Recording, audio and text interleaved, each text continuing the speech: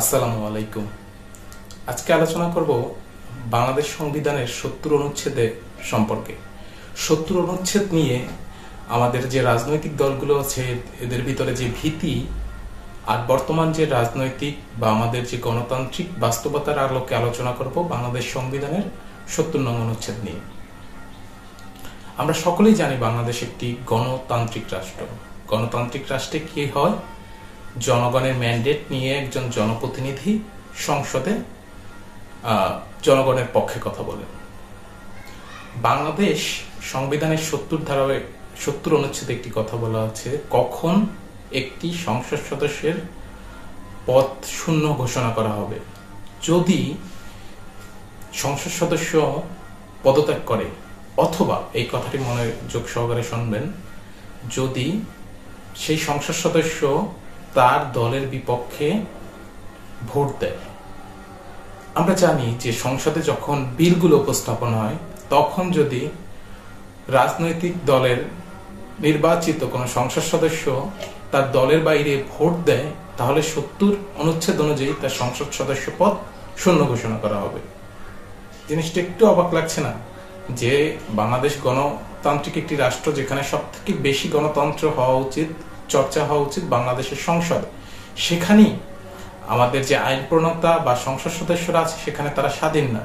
তারা চাইলেও বা একটা জিনিস যৌক্তিক হলেও তার দল যে সংখ্যাগরিষ্ঠ, যদি দল যেমন চায় তাই মনে করেন তারা বিল পাস করতে পারবে। যদি ধরেন বাংলাদেশে এ নামক একটি দল সংখ্যাগরিষ্ঠ আসন পেয়ে সংসদে গেল, তারা একটি অযৌক্তিক বিল ধরেন মনে করেন তাদের দলীয় যারা নেতাকর্মী আছে সবাইদেরকে 10 কোটি করে টাকা দেবে রাষ্ট্রীয় ফান্ড থেকে, এমন একটা বিল যদি তারা উত্থাপন করে, এমন বিলটাও পক্ষেও সকলকে ভোট দিতে হবে। তার দলে নির্বাচিত সংসদ সদস্যকে ভোট না দিলে তার সংসদ সদস্য পদ শূন্য হয়ে যাবে। তাহলে কি দাঁড়াচ্ছে? সংখ্যাগরিষ্ঠ দল যে বিলি উপস্থাপন করুক না কেন, সেই বিলি সংসদে গৃহীত হবে।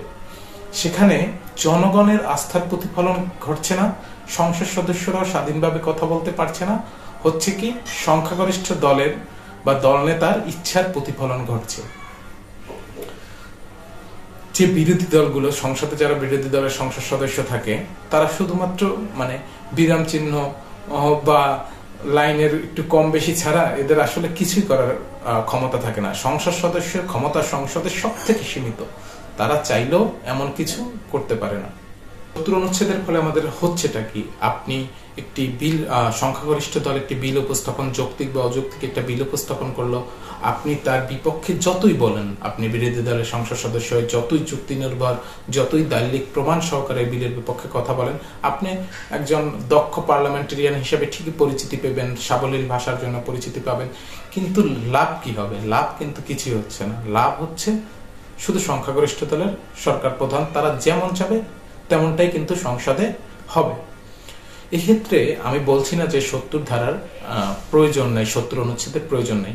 এক্ষেত্রে ৭০ অনুচ্ছেদের কিছুটা পরিমার্জন করতে পারে। নইলে একটি ব্যাপার আছে যে ৭০ ধারার পক্ষেও কিছু যুক্তি আছে, যেমন হর্স ট্রেডিং বলতে একটা আইনের ভাষায় টার্ম আছে, পলিটিক্যাল ল্যাঙ্গুয়েজ। যদি সংসদ সদস্যরা অর্থের বিনিময়ে অনেক সময় অন্য দলে যোগ দেয়, সেক্ষেত্রে কি করতে পারে?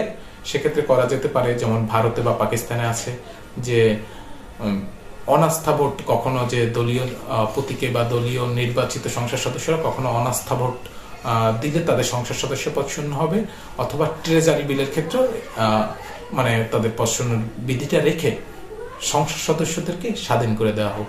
কারণ সংসদ হবে আমাদের হচ্ছে আইন প্রণয়নের জায়গা। এই আইন প্রণেতারা যদি স্বাধীন না হয়, এই দেশের সাধারণ মানুষের কিন্তু আকাঙ্ক্ষার প্রতিফলন সেখানে ঘটবে না। তাই আমি মনে করি ৭০ অনুচ্ছেদটা পরিমার্জন, সংশোধন এখন সব থেকে বেশি গুরুত্বপূর্ণ। নইলে যতই গণতন্ত্র কথা বলে আমরা মুখ ব্যথা করি না কেন, দিন শেষে কিন্তু এটার রেজাল্ট একেবারে শূন্য। আরো বিস্তারিত আলোচনা হয়তো অন্য একদিন করব। সকলকে